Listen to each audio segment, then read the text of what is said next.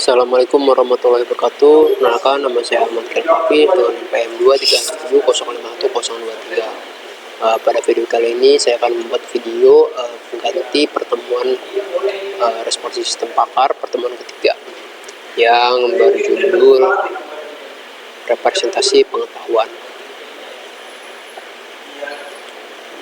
Representasi pengetahuan adalah proses merepresentasikan pengetahuan dalam format yang dapat digunakan oleh komputer.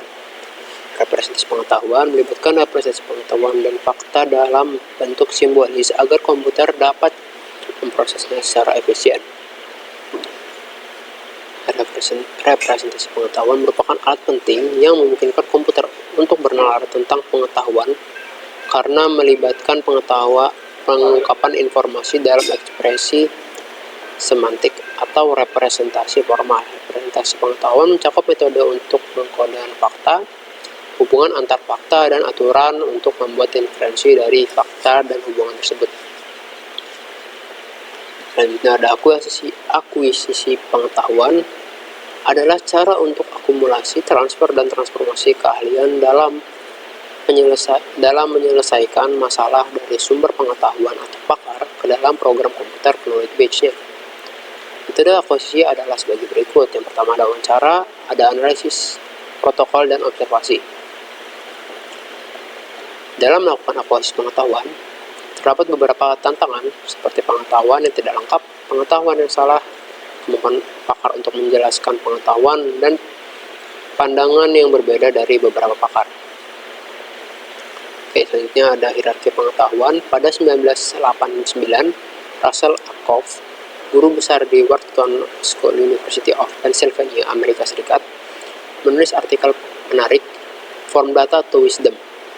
DIKW hierarki dikenalkan DIKW pyramid atau juga dipahami sebagai hierarki pengetahuan atau piramida pengetahuan. DIKW sendiri merupakan singkatan dari data information, knowledge, and wisdom. Data itu adalah simbol yang merepresentasikan properti dari objek, kejadian dan lingkungan yang dihasilkan. Informasi berisikan deskripsi sebagai jawaban atas pertanyaan yang dimulai who, what, where, when, and how many. Masih data adalah yang sudah dipilih dan dipilah lalu diberi makna. Pengetahuan sendiri informasi yang telah diproses lebih lanjut dan terintegrasi dengan aturan, pengalaman, dan keahlian untuk membuat keputusan atau memberikan saran. Dan kebijaksanaan adalah pemanfaatan dari knowledge yang telah diakumulasikan dalam jangka panjang dan bermanfaat dalam membuat keputusan yang menyangkut masa depan. Hierarkinya seperti ini. Wisdom di paling atas, knowledge, informasi, dan data paling bawah. Kemudian kategori representasi pengetahuan. Yang pertama ada representasi logika yang menggunakan ekspresi-ekspresi dalam logika formal untuk merepresentasikan basis pengetahuan. Proposisi adalah kalimat deklaratif yang memiliki hanya satu nilai kebenaran, yaitu benar saja atau salah saja, tetapi tidak keduanya. Kemudian ada representasi prosedural. Metode ini di mana pengetahuan direpresentasikan dalam bentuk aturan prosedural atau algoritma.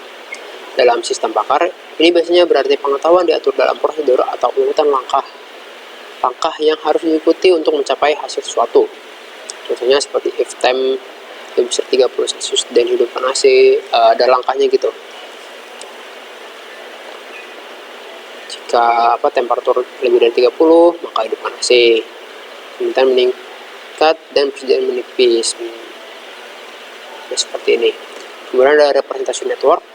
Metode untuk merepresentasikan pengetahuan dan hubungan antar elemen pengetahuan dalam sistem. Contohnya adalah jaringan semantik, yaitu representasi yang mengekspresikan solusi permasalahan dengan menggunakan network. Komponen adalah sebagai berikut. Ada node, terus arch atau link busurnya seperti ini. Kan simpel ya, objek, kelas, konsep, atau situasi kayak yang di kotak-kotak ini. Terus busur merepresentasikan hubungan. Panah-panahnya ke arah kemana tuh?